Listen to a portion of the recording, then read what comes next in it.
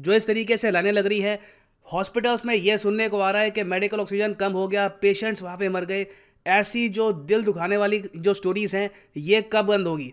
देखिए, इसको लेकर फाइनली कुछ क्लैरिटी आ गई है। हाल ही में एक रिपोर्ट आई है रूटर्स की, ये यहाँ पर क्लेम कर रही है कि मोस्ट प्रॉब्ली मिड मे में, मतलब कि मई 15 मई 20 के बीच में ओवरऑल भारत में जो ऑक्सीजन की प्रॉब्लम है काफ़ी हद तक कंट्रोल में आ जाएगी। इसका रीज़न क्या है? रीज़न सिर्फ यहाँ पर ये नहीं है कि कोविड के केसेस काफ़ी हद तक कम होंगे, उल्टा आप अगर देखो तो बताया जा रहा है कि मई 15 मई 20 के आसपास तो एक पीक आएगी, एक बिल्कुल आप कह सकते हैं highest number of cases per day आ सकते हैं।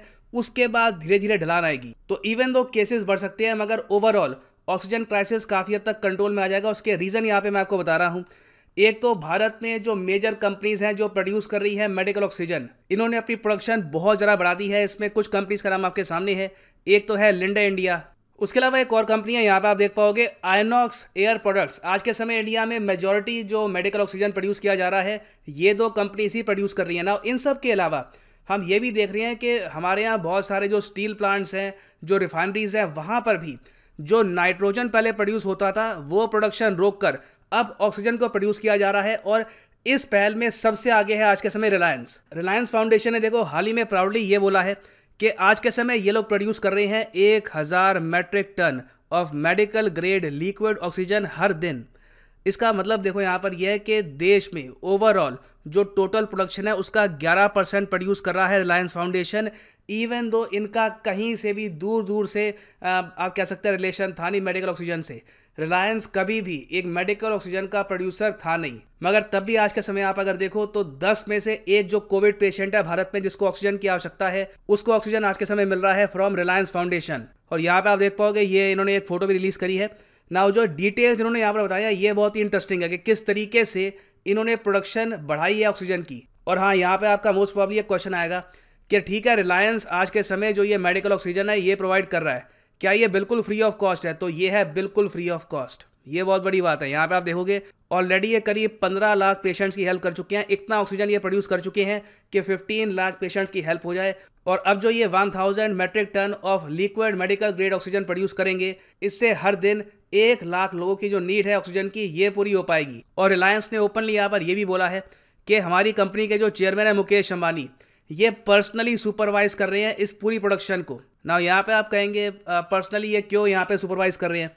क्योंकि जो ये काम है देखिए बहुत ही ज़्यादा ट्रिकी है। यहाँ पर रिलायंस ने एडमिट किया है कि प्रायर टू दिस पेंडेमिक, इस पेंडेमिक से पहले रिलायंस कभी भी मेडिकल ग्रेड लिक्विड ऑक्सीजन का प्रोड्यूसर नहीं था। मगर हमारे जो इंजीनियर्स थे इन्होंने बहुत ही जल्दी जो हमारी मशीन्स हैं इनको अलग तरीके से यूज़ करने का तरीका ढूंढ लिया। और आज के समय जिन मशीन से ये लोग अलग करते थे नाइट्रोजन, वहाँ पे ये प्रोड्यूस कर रहे हैं ऑक्सीजन। और देखिए यहाँ पर ये लोग ये भी कह रहे हैं कि medical grade liquid oxygen this has to be produced in liquid form at -183 degree Celsius with almost 99.5% purity. Now इस सब का क्या मतलब है? मेडिकल ऑक्सीजन प्रोड्यूस करना इतना मुश्किल क्यों है?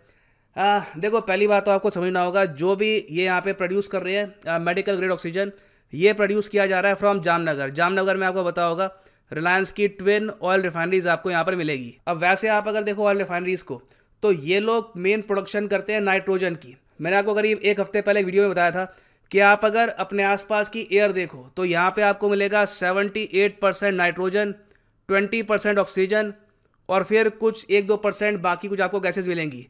इस ज्ञान को बाद में बहुत सो कॉल्ड रिसर्च सेंटर्स ने कॉपी कर करके बहुत सारी वीडियोस बनाई है, मगर बहुत ही बेसिक बात थी। ये मैंने सबसे पहले आपके साथ शेयर करी थी 25 अप्रैल को। नाउ एज्यूम कर लो कि एक आदमी बिल्कुल हेल्दी है, उसको कोविड वगैरह कुछ नहीं हो रखा, तो वो आराम से जो ये हवा है इसको ब्रीथ कर सकता है। जैसे फॉर एग्जाम्पल आप आराम से ब्रीथ कर सकते हैं हवा को, आपकी लंग्स आराम से यहाँ पे नाइट्रोजन अलग कर देगा, ऑक्सीजन यहाँ पे अलग कर देगा, कोई इशू नहीं आएगा। मगर एक आदमी को जब कोविड हो जाता है, उसकी बॉडी काफ़ी हद तक कमज़ोर हो गई है, लंग्स काफ़ी हद तक कमज़ोर हो गई हैं, तो इस टाइप की एयर उसकी लंग्स बर्दाश्त नहीं कर पाएगी। उसकी लंग्स को चाहिए होगी ऐसी हवा जहाँ पे प्योर ऑक्सीजन हो। तो देखो, नाइट्रोजन और एर्गॉन को ऑल टुगेदर रिमूव करना होता है मेडिकल ऑक्सीजन में।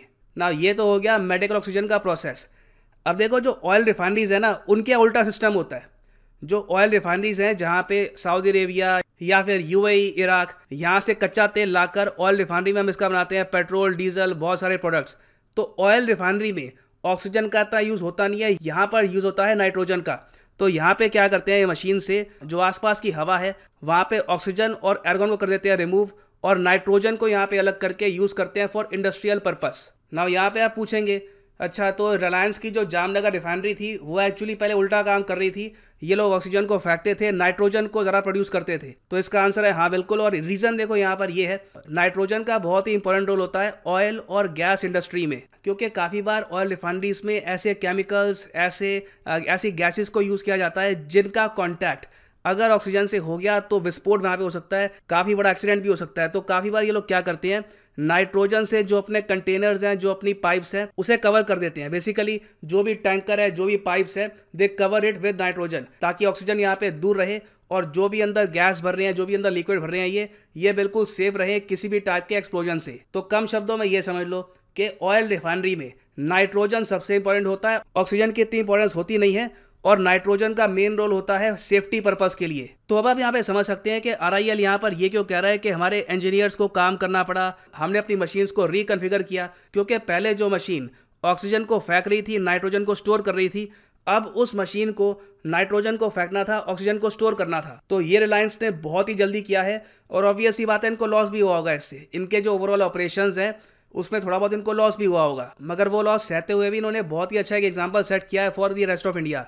और जो ये पैटर्न है रिलायंस का, ये एक्चुअली अब और भी बहुत सारी कंपनीज फॉलो कर रही है। पॉसिबिलिटी ये है कि बहुत सारी सरकारी कंपनियां भी इसी तरीके से लिक्विड ऑक्सीजन प्रोड्यूस करना स्टार्ट कर देगी। और जिस तरीके से भारत में ऑक्सीजन प्रोड्यूस हो रहा है, मेरा मानना है कि आराम से एक टाइम पे आकर मई महीने के अंत में ही आप देखेंगे, कोई बड़ी बात नहीं है कि भारत एक बार को लिक्विड मेडिकल ऑक्सीजन एक्सपोर्ट भी कर रहा हो आसपास के देशों को।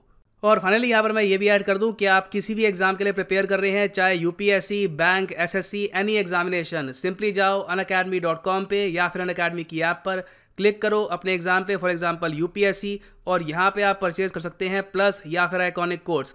पूरा सिलेबस कॉम्प्रिहेंसिवली आपका यहाँ पे कवर होगा। पर मंथ ये कोर्स आपको पड़ेगा फॉर जस्ट 4125 का, मगर ये प्राइस ही पे मत कर देना, यूज़ करिए यहाँ पर कोड PD10 और आपको मिलेगा सीधा 10% डिस्काउंट। ये होगा आपका price 3713 rupees only for 1 month, and you can prepare for UPSC prelims 2021 and 22 from your own home at your own comfort. So इसी नोट के साथ ये है वीडियो का अंत। Thank you for listening and as always God bless you all.